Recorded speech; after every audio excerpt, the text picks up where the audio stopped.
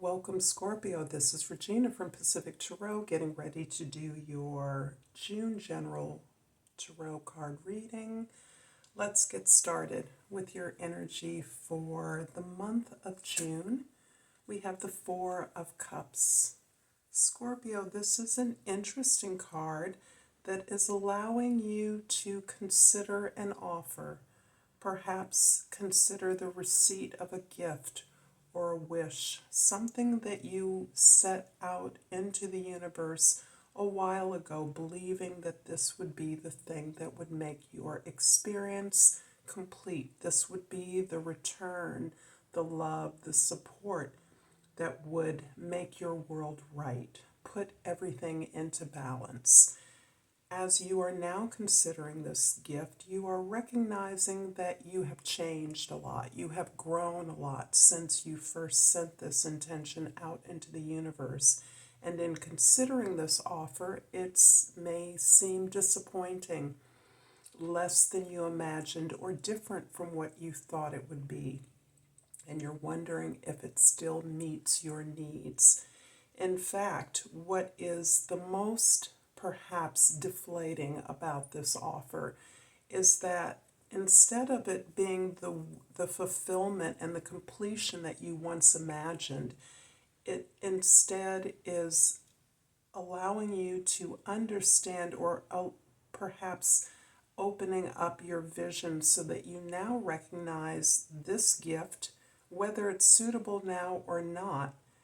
You're in control of this. You have already given yourself permission. You've already manifested this gift, perhaps over a long period of time, and you're now understanding that you're capable of manifesting something that is a better match. And in fact, rather than being something that someone else has given to you, you realize that you are giving this to yourself. In fact, you are setting out your intentions and desires in a way that allows you to manifest what you believed would be the perfect match. And in viewing this wish fulfillment, you realize that you are stable, you have grown, you now have the control, you now have the power to manifest and create that match that best suits you where you are right now. In your 10th house, your social identity, we have the Five of Cups. And this is taking you further into an experience of the past. You are allowing yourself to grieve and release something that in fact disappointed you, did not meet your expectation, but you believed was the perfect match for you at the time that you first experienced this relationship, this event, this opportunity. Having felt that the waste, the regret, the wasted energy, the disappointment, the heartache, perhaps the rejection of this match, you're now understanding that in releasing all of this energy and allowing yourself to grieve this loss, you've also grieved a sense, you are grieving and releasing a sense of powerlessness, an attitude, a pattern of giving your love, your power away to others, so that the waste was not your waste, but your waste was in allowing someone else to potentially give you something that only you can give to yourself first. And as you are releasing this old experience of heartache and regret, you are grateful and realize this relationship with yourself that is intact, that does remain. In fact, it is equal, it is stronger. You are meeting your own expectations, creating your own desires of who you are and what you expect from others. So this gratitude for this deep personal connection with your higher self is what you are eventually turning your attention to as you thoroughly release. This is a lifetime habit of giving your power away, and with the hope that it will be returned to you, and the disappointment that comes when you allow others to take what is yours, or you give others what is yours, and their ability to appreciate it is not, it's not contained in the offer that you've given. So you're inevitably disappointed by the response. In the first house, we have the Three of Wands. The Three of Wands shows you busy about creating something new. It shows you looking not to the past but towards the future.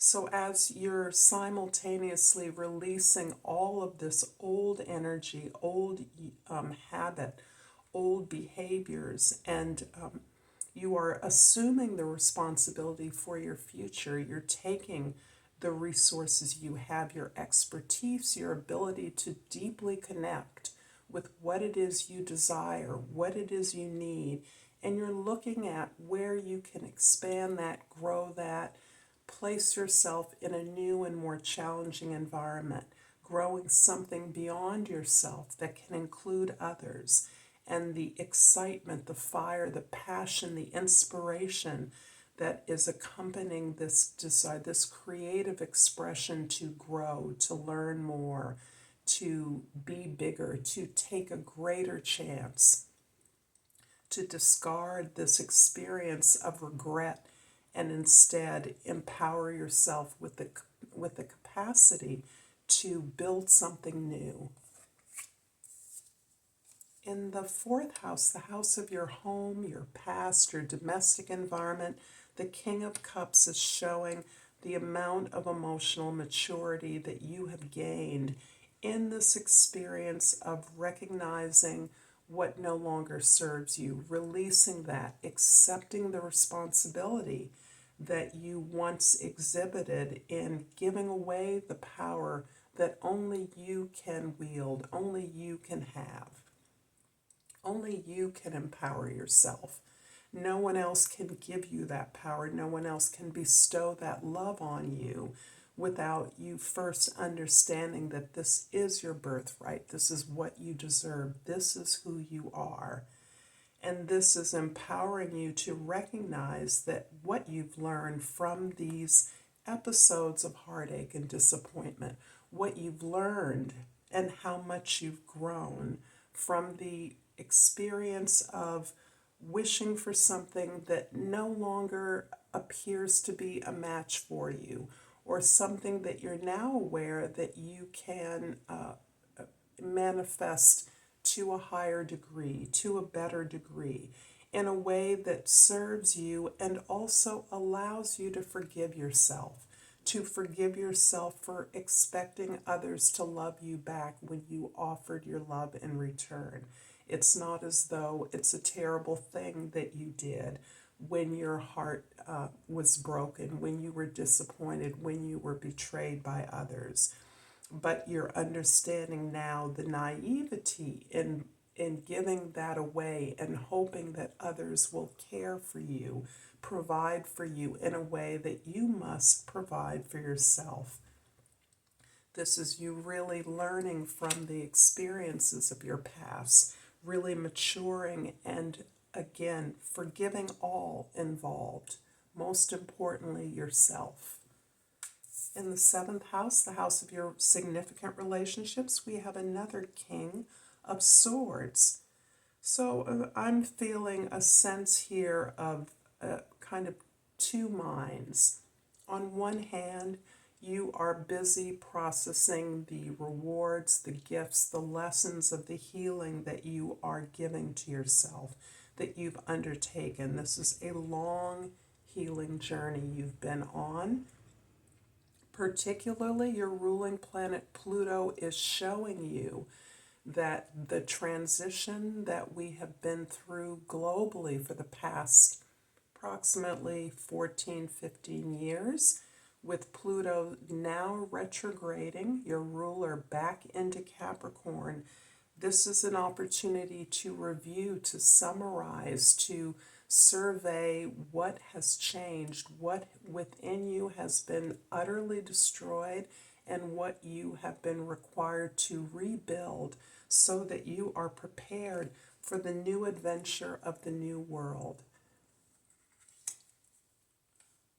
You're curious about what you've learned. It's not as though you've mastered this healing in as much as to put it away. Instead, you're still curious about what you've learned, what you're seeing, what you're now understanding, what you're now experiencing as a result of the adjustments you've made in your heart, in your perspective, so that you are following your truth more assiduously by not preaching, not telling your story, but in being curious about what you're now experiencing and what you see others experiencing similar to you. I'm going to clarify the Three of Wands with the Seven of Cups in the second house and the Nine of Pentacles in the third house. It's so interesting to me how this awareness that you are gaining, this ability to really track down, pursue your truth, to be curious about it, to get more information about what you've experienced, telling the tale, documenting your healing, and also this exploration of the world as we collectively are making it in the present moment. And I refer to Pluto because it's the giant clock that is letting us know that we are still processing all the lessons of the last 15 or so years. And by the end of the year, we will be permanently out of Pluto, out of Capricorn. Pluto will be out of Capricorn and into Aquarius. And at that point, the information, the research you're doing, the digging, the exploration and discovery, the pursuit, the facilitation of information and truthful information, you will be prepared. You will feel ready to move into this new world with new tools and a new sense of equality in joining with others similarly empowered as you. You are standing on your own 2 feet. You are independent in a way that is helping you to address this sense of overwhelm with all of these new ideas and observing yourself in your habitual way of soothing yourself in the past. All of the options that are available, the quick fixes, the soothing, the instant gratification, these are things that you would have customarily turned to in the past.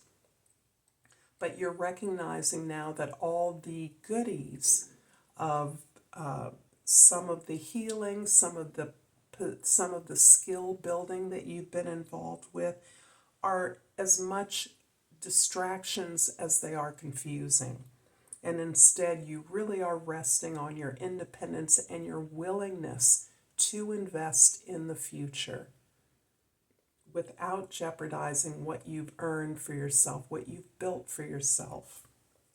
The King of Cups in the fourth house is clarified by the Queen of Cups in the fifth house and the Six of Wands in the sixth house. Indeed, you have gained so much in your ability to receive the lessons, the fruits, the joy in the process of understanding yourself better, of taking ownership of your feelings, of recognizing that your powerful and deeply held emotions are your gauge for the correctness of your path, the rightness of the journey that you're on, the alignment of your mission.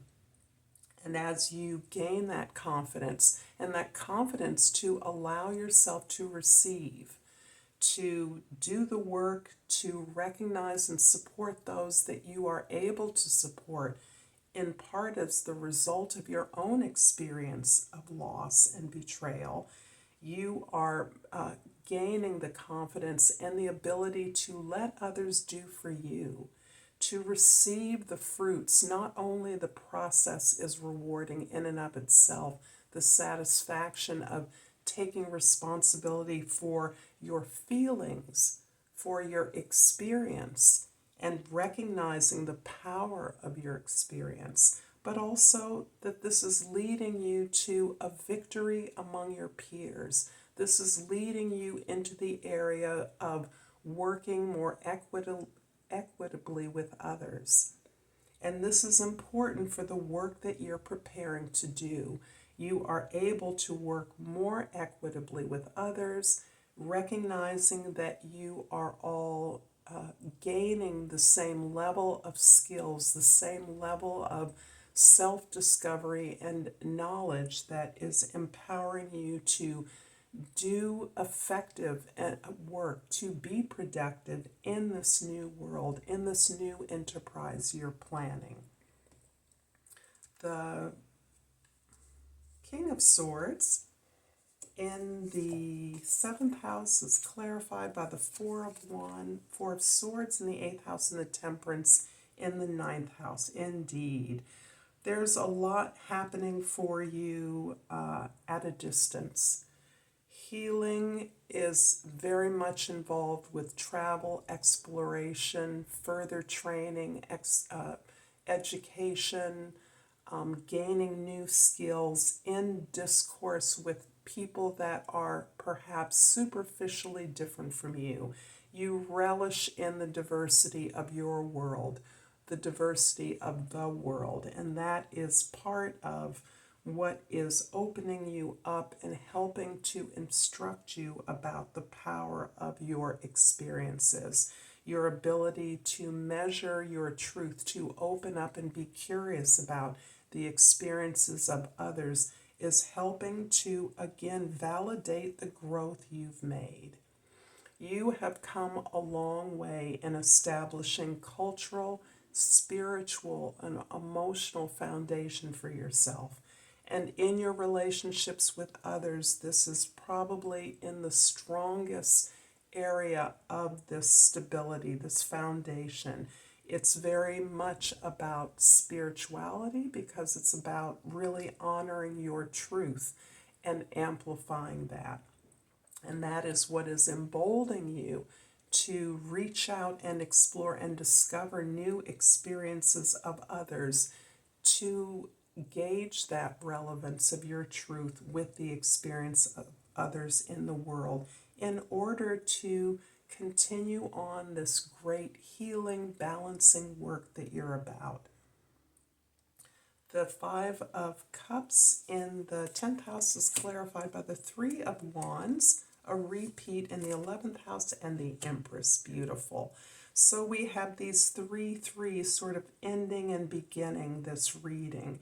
And 3s are the number of creative expression. They're the number of generating abundance, generating new ideas, being creative. And by creative, I mean the internalized resourcefulness with which you can take what you have, the opportunities that exist, and create things that you want, that you desire, is really part of this magical empowerment that you are now beginning to experience within yourself. And you're using those tools to allow this new projecting this new idea, this new vision, this new desire to grow a field, to include others in the building, so that you're not an independent silo, but instead you're investing what you can. This is a form of your generosity. You're investing and modeling into something that will not minimize your own stability, but instead will build and generate greater stability and abundance for the collective, the group, the team that you are working with. This is a beautiful and empowered reading, and I have not overlooked the King and Queen of Cups here.